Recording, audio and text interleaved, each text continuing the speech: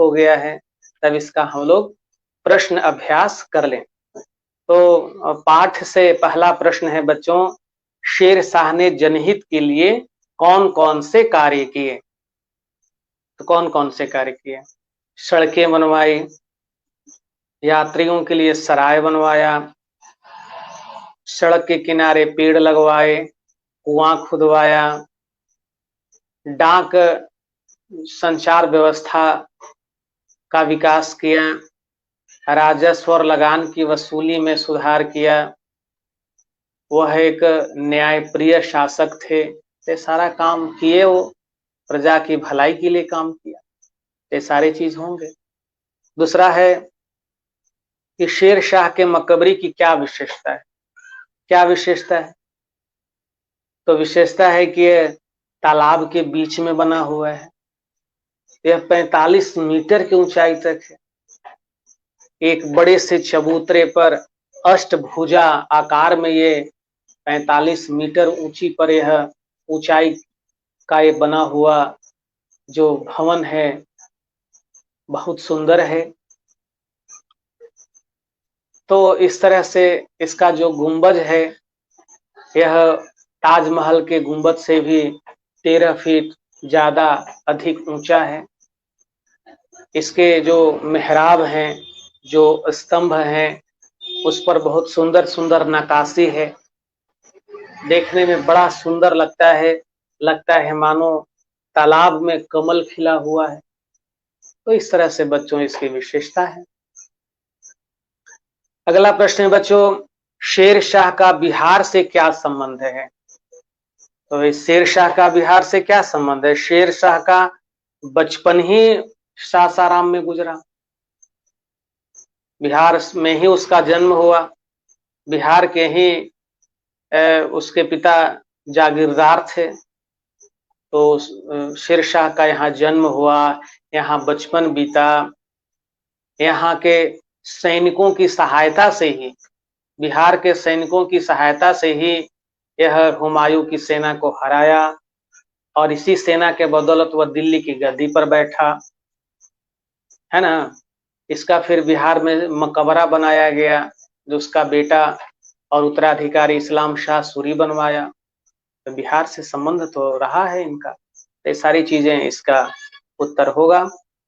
अगला प्रश्न है बच्चों, स्तंभ क और स्तंभ ख में मिलान करना है। शेर शाह की कुछ घटनाएं हैं और इस एक स्तंभ में ईस्वी है, समय है। तो शेर शाह का जन्म कब हुआ? तो 1472 में हुआ। तो शेर शाह का जन्म कब हुआ? 1472 में। तो शेर शाह को हम कहां से लगा देंगे? 1472 में लगा देंगे। फिर शेर शाह के पिता का नाम हसन खां सूरी था, तो हसन खां सूरी में लाइन मिला देंगे, लाइन खींच देंगे। कनौज से में हुमायूं से युद्ध कब हुआ? तो 1540 में हुआ। तो 1540 तक रेखा खींच देंगे, मिलान करना है रेखा खींचकर सही विकल्प के साथ। शेर शाह की मृत्यु कब हुई? 1545 में हुई, 1545 मिलान कर देंगे। शेर शाह का पुत्र का क्या नाम था? इस्लाम शाह सूरी, इस्लाम शाह सूरी में मिलान कर देंगे। इस तरह से बच्चों हम सही प्रसंगों का सही समय के साथ रेखा खींचकर मिलान कर देंगे। अब रिक्त स्थान भरने वाला प्रश्न है, ग्रैंड ट्रंक रोड खाली स्थान से खाली स्थान तक जाती है।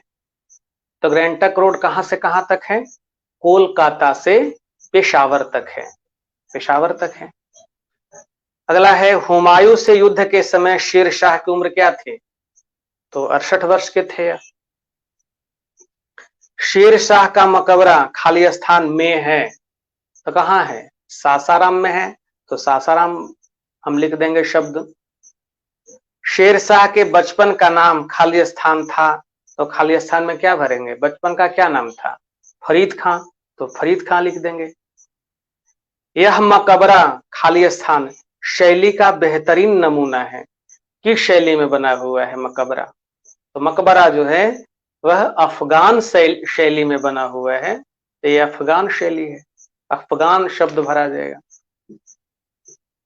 अगला है बच्चों, पाठ से आगे का प्रश्न है, अगर आपको कहीं का राजा बना दिया जाए तो आप आम जनता के लिए क्या करना चाहेंगे?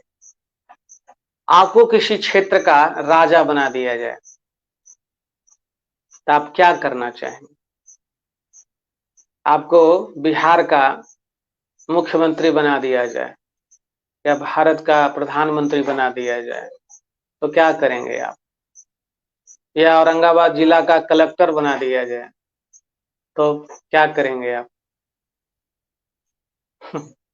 बताइए। तो आप जनता के हित का जो कार्य है वो करेंगे, सड़क बनवाएंगे, अगर कहीं सड़क अभी तक नहीं बनी हुई है तो बिजली की व्यवस्था सही करवाएंगे, किसानों के लिए सिंचाई की सुविधा दुरुस्त करेंगे, यही शिक्षा की व्यवस्था सुदृढ़ करेंगे, विद्यालय में जो अच्छी शिक्षा व्यवस्था साधन संपन्न, सुविधा संपन्न बनाने के लिए आप कार्य करेंगे, गरीबों के सहायता के लिए, गरीबों के मदद के लिए आप कई योजनाएं चलाएंगे, यही सब ना आप करेंगे। तो आप इसे लिख कर लाएंगे, मैंने आपको कुछ बता दिया, इसे आप लिखकर जरूर लाइएगा। दूसरा प्रश्न है, केवल 5 वर्षों के शासन काल में शेर शाह ने बहुत सारे कार्य किए, कैसे? सोच कर बताइए। 5 साल में ही बहुत से कार्य किए, तो बुद्धिमान थे, विद्वान थे, वह कुशल थे, इसलिए 5 साल में ही इन्होंने कई नए काम किए जिससे प्रजा को सीधा सीधा लाभ हुआ। जैसे किसानों के लिए राजस्व और लगान की सुविधा दी, उस व्यवस्था में कुछ परिवर्तन किया, सड़कें बनवाई, कुआं खुदवाया, सड़क के किनारे पेड़ लगवाए, यात्रियों के लिए विश्रामशाला बनवाया, सराय बनवाया, बहुत से काम किए, ग्रैंड ट्रक रोड बनवाए, तो काम किए। तो वह विचारवान थे, सक्रिय थे, प्रजा को हर हाल में सुखी करना चाहते थे, प्रजा के हित के बारे में वह विचार करते थे, यही सब सोच के वो कुशल थे, बुद्धिमान थे, विद्वान थे, उनको अनुभव था राज्य चलाने का, प्रजा के हित के लिए वो हमेशा तैयार रहते थे, न्याय प्रिय थे। तो यही सब कारण से, यही सब उनमें गुण थे, इसलिए वह 5 साल में ही ऐसे काम किए जो एक महान शासक के रूप में सम्मान पाते हैं। अगला है प्रश्न बच्चों, अधिक उम्र होने के बावजूद शेर शाह ने हुमायूं को पराजित किया, सोचिए वह ऐसा कैसे कर पाया? 68 साल की उम्र में वह हुमायूं जो बादशाह था, उसकी बड़ी सेना थी, उसको हराया। कैसे हराया? तो इनके पास साहस था, हिम्मत, बहादुरी, वीरता, बहादुर सैनिक, यह सब के कारण ही, और सोच इनकी सकारात्मक थी, दृढ़ निश्चयी थे, इसलिए इन्होंने एक बड़ी राजा को, भारत के जो थे बादशाह, उसको हराया। तो इनका मनोबल ऊंचा था, हिम्मत था, साहस, वीर, सब कुछ गुण था इनमें, इसलिए ये हुमायूं को भी हराए।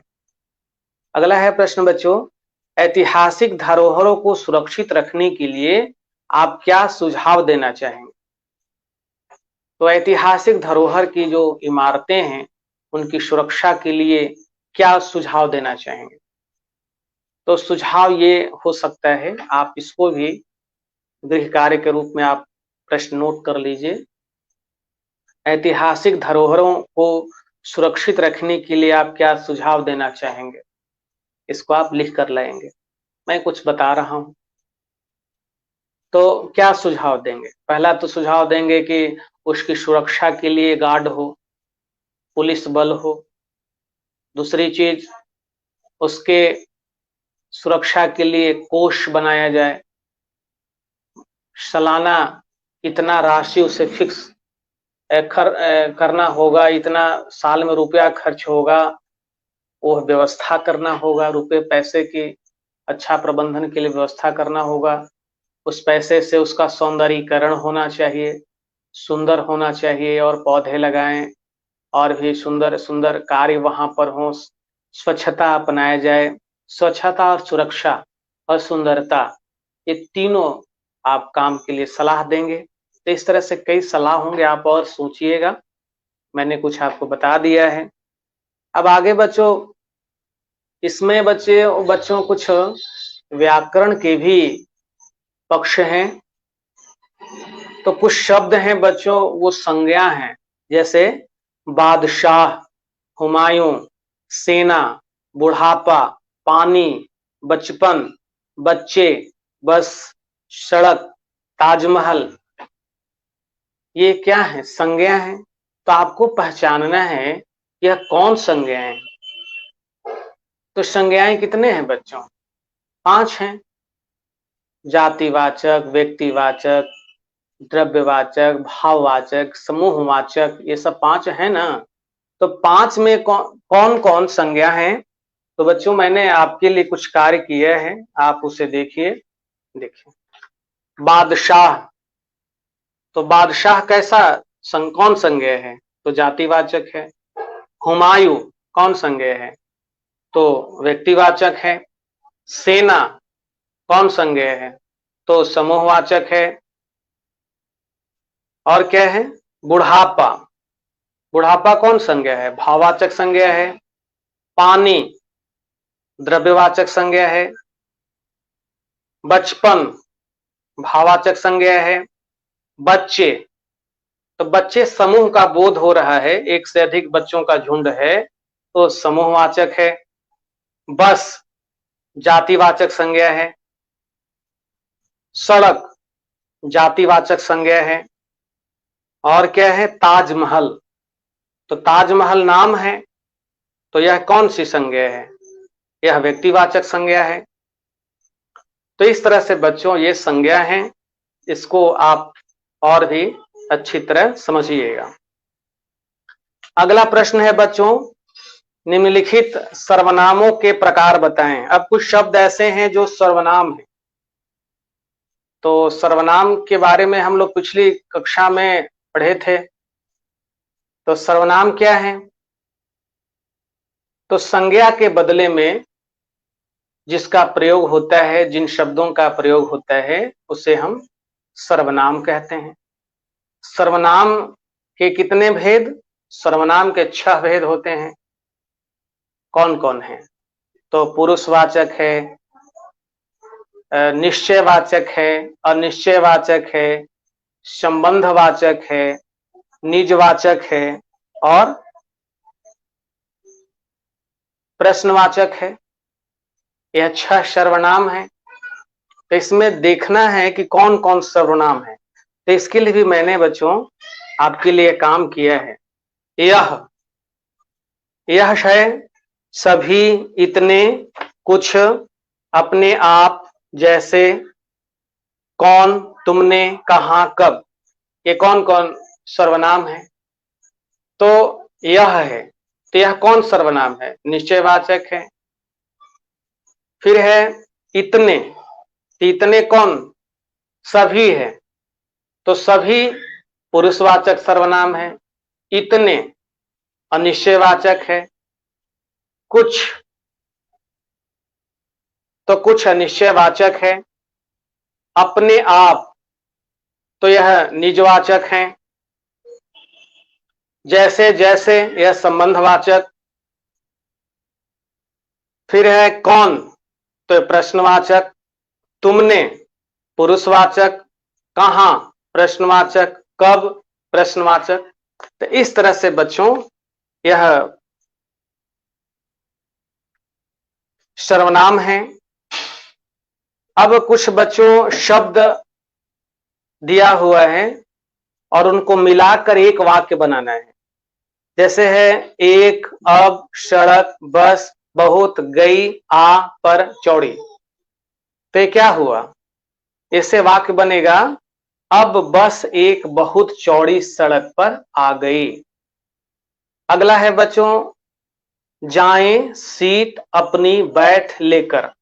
तो इससे कौन वाक्य बनेगा, व्यवस्थित वाक्य। तो अपनी सीट लेकर बैठ जाएं, ये व्यवस्थित वाक्य होगा।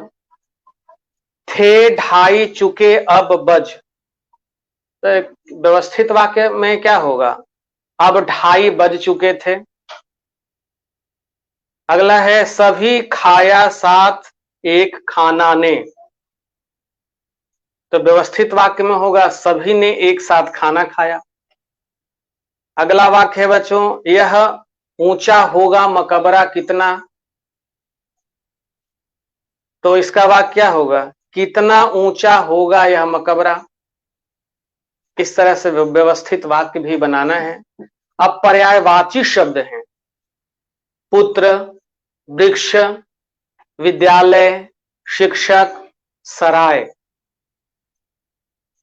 तो पर्यायवाची शब्द का मतलब क्या, कि उस शब्द से समान अर्थ वाला कोई दूसरा शब्द है।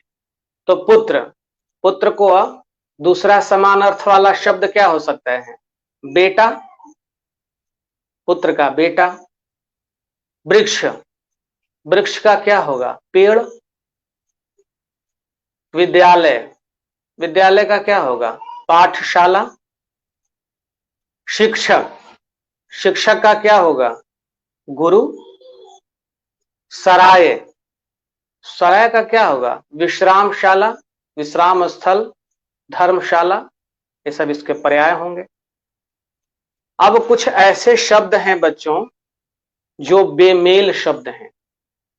जैसे क में 4 शब्द हैं, उसमें से 3 शब्द एक प्रकार के हैं और एक शब्द भिन्न है।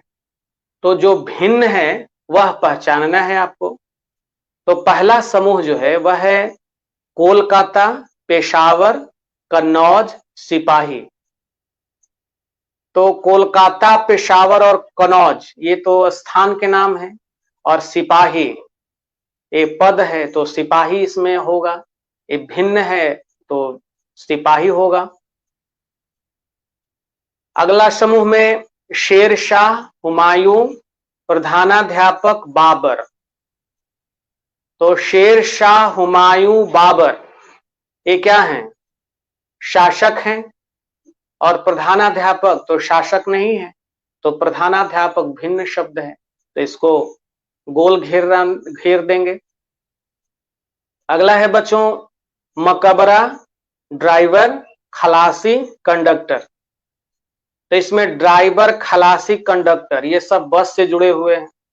मकबरा अलग है, तो मकबरा भिन्न है, तो इसको हम गोल घेरा लगाएंगे। अगला है झील, सरकार, नदी, समुद्र। तो झील, नदी और समुद्र जलाशय हैं, सरकार भिन्न है, तो सरकार को गोल घेरा लगाएंगे। तो इस तरह से बच्चों आप देख रहे हैं कि यह पाठ जो है भाषा की दृष्टि से, व्याकरण की दृष्टि से बहुत समृद्ध पाठ है। तो बच्चों इससे जहां शेर शाह के मकबरे की जानकारी मिलती है, यात्रा का आनंद मिलता है, वहीं इससे भाषिक कुशलता भी प्राप्त हो रही है। आप व्याकरण में, भाषा में आप में और भी जानकारी हो रही है। इसलिए बच्चों यह पाठ और भी उपयोगी है। अब कुछ करने के लिए है, क्या है, तो पहली गतिविधि है शेर शाह से संबंधित जानकारियां एकत्रित कीजिए और एक आलेख तैयार कीजिए। शेर शाह के संबंधित जो जानकारी इस पाठ से आपको मिलती है उसको आप एक पेज पर लिखिए। तो मैं यह प्रश्न आपको गृह कार्य के रूप में दे रहा हूं, आप इसे नोट कर लीजिए कि शेर शाह की विशेषताओं को एकत्रित करके, इनके बारे में जानकारी जुटा करके एक आलेख तैयार करिए। दूसरा है बच्चों, हमारे देश में शेर शाह के मकबरा के अलावा और किन किन बादशाहों के मकबरे हैं और वह कहाँ हैं, पता करके सूची बनाइए। जिस तरह से बच्चों भारत के शासक शेर शाह का मकबरा सासाराम में है, उस तरह से भारत के और भी कई शासकों का मकबरा बना हुआ है। तो उन मकबरा को आपको पता करना है कि कौन कौन बादशाहों का मकबरा कहाँ कहाँ बना हुआ है। तो अकबर का, हुमायूं का, ये सब शासक थे, और हुमायूं का, शाहजहां का, औरंगजेब का, ये सब बहुत प्रसिद्ध शासक हुए थे। तो इनका मकबरा कहाँ बना हुआ है, ये आप जानकारी जुटाइए। तो ये बच्चों देखिए इतिहास की चीजें हैं, लेकिन इतिहास जो है उसे की जानकारी बच्चों को रखनी चाहिए। अपने देश, दुनिया, इतिहास के बारे में जानकारी बच्चों को रखना आवश्यक है। आप इसको जरा भी बनाइएगा, प्रयास करिएगा बनाने के लिए। अगला प्रश्न है, गतिविधि है, अपने प्रधानाध्यापक या वर्ग शिक्षक से मिलकर किसी ऐतिहासिक स्थल को देखने का कार्यक्रम तैयार कीजिए। हम लोग अभी तैयार कर ही रहे थे ना सासाराम चलने का, तो इसी तरह से यात्रा करने के लिए कार्यक्रम तैयार करना है। तो कार्यक्रम में क्या तैयार होगा, कौन कौन बच्चे जाएंगे इसकी सूची बनानी होगी, बस कौन जाएगा,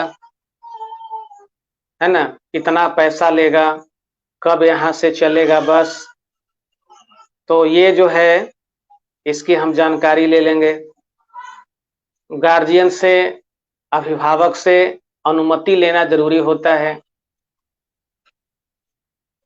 तो अनुमति लेने के बाद ही चलना अच्छा रहेगा। तो अभिभावकों से अनुमति लेनी होगी। कौन कौन से शिक्षक चलेंगे साथ में, इसकी भी सूची बनानी होगी, तय करना होगा कौन कौन शिक्षिकाएं चलेंगी, कौन शिक्षक चलेंगे।